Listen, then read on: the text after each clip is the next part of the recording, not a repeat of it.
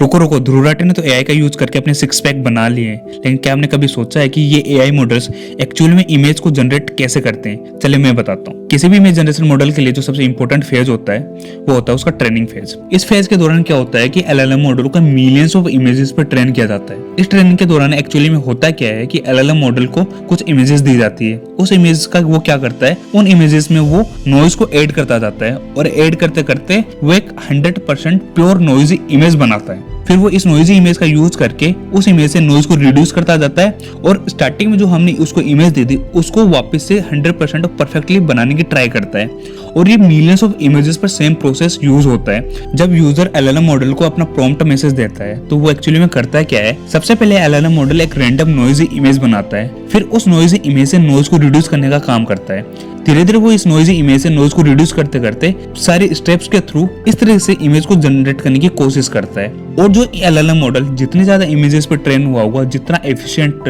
तरीके से ट्रेन किया होगा, वो उतना परफेक्टली उस नॉइजी इमेज से उस नॉइज को रिड्यूस कर पाएगा और इस तरीके की एक्यूरेट इमेज को जनरेट कर पाएगा। और एक नॉइजी इमेज है, एक परफेक्ट इमेज जनरेशन को डिफ्यूजन कहा जाता है और इस प्रकार के मॉडल को डिफ्यूजन मॉडल कहा जाता है। फॉलो करते जाना।